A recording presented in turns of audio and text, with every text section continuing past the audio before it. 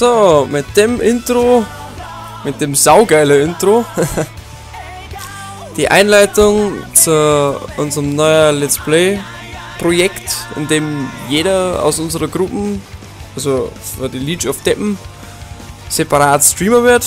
Ich bin der Tobi, alias Xsolage oder X Black Templar X, je nachdem. Und ja, das ist die Rubrik Tobi Plays. Und ich werde vor allem, oder meine bevorzugten Games, also zum Beispiel in dem Fall japanische Games, näher vorstellen. Mein erstes Projekt ist, wie man unschwer erkennen kann, Dragon Ball Xenoverse. Was das anbelangt, ich bin noch kein Dragon Ball Spezialist. Ich bin momentan mitten drin, den Anime durchzuhauen. Momentan so bei Folge 50 ungefähr. Ich weiß jetzt gar nicht auswendig. Auf jeden Fall, falls fachlich irgendwas nicht stimmen sollte, das könnt ihr mir gerne berichtigen in die Kommentare. Bin ich echt dankbar dafür. Ja, wie gesagt, weil ich einfach noch nicht so den Überblick habe. So. Und dann, würde ich sagen, machen wir Spielstart.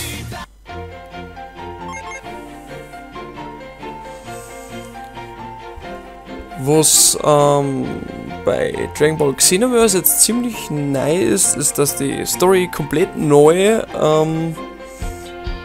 also eine gänzlich andere Story eigentlich. Sie hängt zusammen mit dem Anime in der Vergangenheit, sofern weiß ich schon. Ich habe schon mal ein bisschen ins Spiel eingeschnuppert und habe dann gehofft, meinen Spielstand komplett rückzusetzen. Dabei kann man aber nur seinen Charakter löschen, den Story-Fortschritt kann man leider nicht zurücksetzen.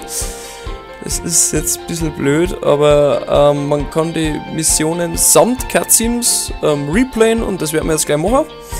Aber zunächst werden wir mal die ganzen Rassen vorstellen, aus denen man sich einen Charakter auswählen kann, jeweils männlich oder weiblich. Es ist rassenabhängig, also bestimmte Rassen haben Vorteile, wie zum Beispiel in dem Fall jetzt so die Margins, haben eher hohe Verteidigung, aber geringe Ausdauererholung. Verteidigungsbonus bei maximaler Ausdauer und ihre Fähigkeiten sind quasi geschlechtsabhängig. Dann haben wir als nächstes die Saiyajins. Das ist die Hauptrasse quasi, um den sie Dragon Ball Z ja dreht. Das ist ein Kriegerstamm. Wenig Gesundheit, hohe Angriffskraft und Angriffskraft steigt bei niedriger Gesundheit. Alle Statistiken oder alle Statuseffekte steigen nach der Wiederbelebung. Dann haben wir die Erdlinge, zu denen über zum Beispiel der Krillin zählt oder der Yamchu, sieht man ja eben im Hintergrund, und der Mr. Satan. Haben eher ausgeglichene Statistiken in Offensive und Defensive. Ki füllt sich automatisch und Angriff steigt bei maximaler Anzeige. Dann haben wir die Namekianer. Wenig Angriff, aber hohe Gesundheit und Ausdauer steigt schnell. Objekte effektiver als bei anderen Spezies. Erzeugt Gesundheit, wenn niedrig. Und natürlich zum Schluss dann den Freezer Clan. Die haben einen Vorteil, hohes Tempo, aber geringer Angriff, kann Gegner mit Ki-Explosionen lähmen.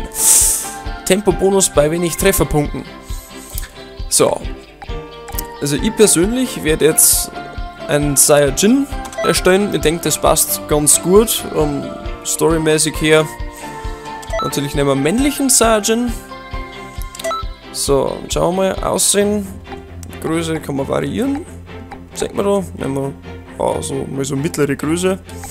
Ein Körpertyp vom Schrank bis zum Strich in der Landschaft, kann man so sagen. Ich denke, wir bleiben da in der Mitte. Dann schauen wir da mal. Frisur. Oh Gott. Ah ja, das ist Yamchu-Style. Was haben wir denn da alles? Okay, da ist jetzt nicht wirklich was dabei, was man eigentlich zusagen darf. Also. Ja, also wenn ich mir das jetzt so anschaue, da ich fast sagen, dass mir die am besten gefällt. Vielleicht weil es auch eher an einen Saiyajin dran kommt. Je nachdem. Nehmen wir einfach mal die. Augen. Tja. Nein.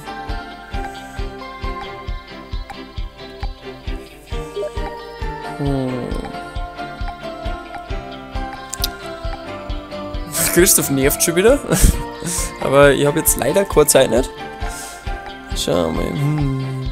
Typ 2, Typ 1. Ich denke, dass ich bei dem Typ 4 bleibe. Dann schauen wir Pupillen. Dann nehmen wir den Typ 13. Nase.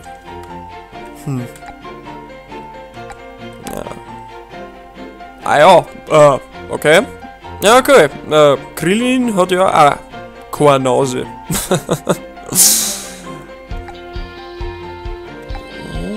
Na. Ja.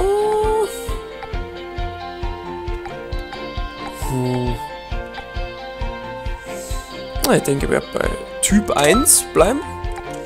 Mund und Kinn.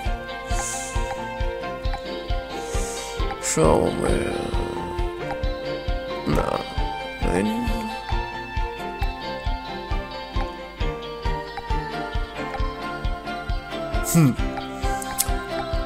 Weiß nicht, ich bin mir jetzt nicht sicher, aber ich bin sehr zum Bart geneigt.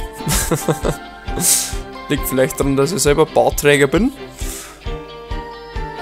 Ich glaube, es hat noch keinen einzigen Saiyajin gegeben, der einen Bart hat. Naja. Ja, wenn es so ist, dann wird es wahrscheinlich eh Zeit. Dann schauen wir Ohren noch. Ich glaube, ich nehme den Typ 3. Ah, das schaut ja so sehr vernünftig aus. Hautfarbe. Okay.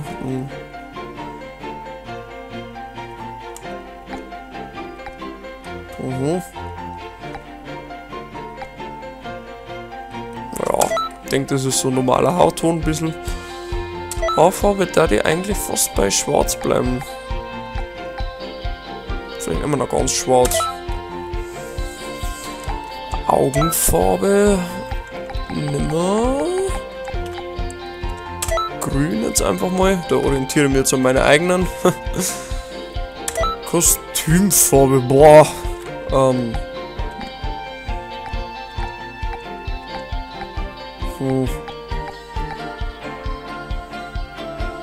Gute Frage. Tendiert es da eher zu einem Grau?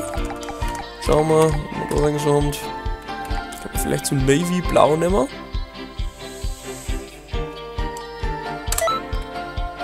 Ja, Kostümfarbe unten. Nehmen wir auch so ähnlich, ja. So Navy-Farben. Und ja, ich denke, da immer einen roten Gürtel noch dazu. Handfarbe. Boah. Da darf ich eigentlich gern bei dem Schwarz bleiben, weil das passt jetzt so dazu. Aber schon schaut jetzt vielleicht ein bisschen langweilig aus, weil man komplett dunkel. Aber naja. Schuhfarbe. Als ob ich da jemals drauf achten würde während der Kämpfe, aber okay.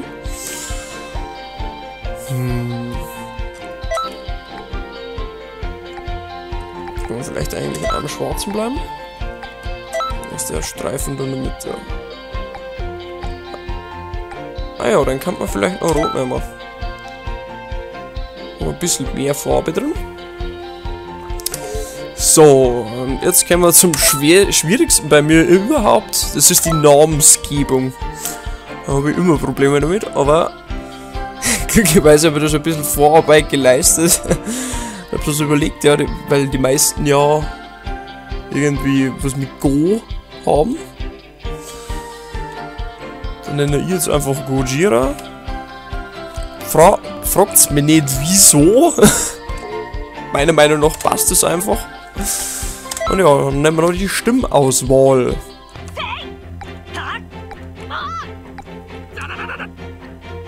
Was war das? Okay.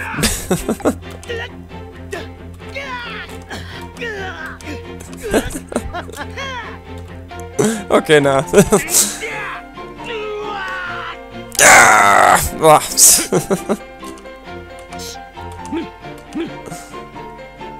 Okay.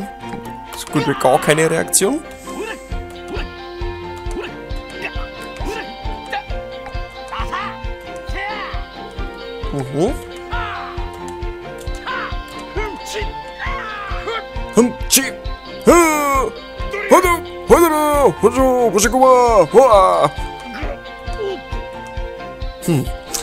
Also wenn ich jetzt da auswähle, dann hätte mir eigentlich der 7 am besten gefallen.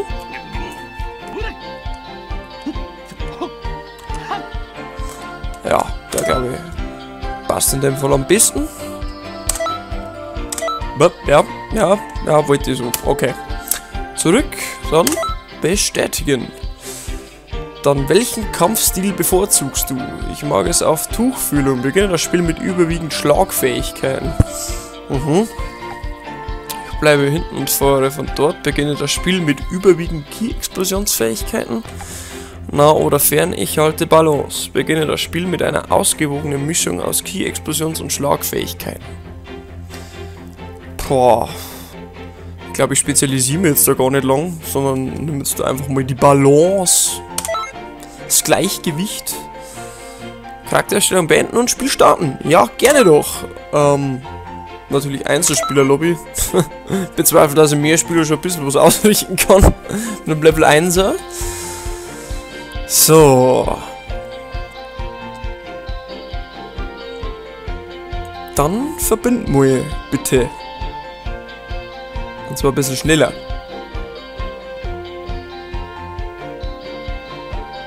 Okay.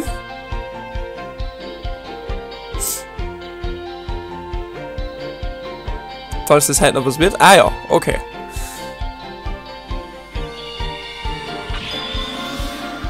Hinfort! So, also wie gesagt, ich bin leider in der Story schon ein bisschen fortgeschritten, weshalb ich jetzt auch direkt in der Stadt drin spawn. Normalerweise kam man zum Prolog, aber den werde ich euch nicht vorenthalten. Ernsthaft. Da. Naja, ich mache mich dann mal auf den Weg zur sogenannten Zeitkammer. Also wir haben jetzt da in der Basis quasi der Time Patrol, also der Zeitpatrouille, die dafür sorgen, dass alles, was in der Vergangenheit schief gegangen ist, dem wir mir ja auf den Grund gehen wollen, warum das so ist, also sämtliche Fehler dann wieder in Ordnung bringen, indem das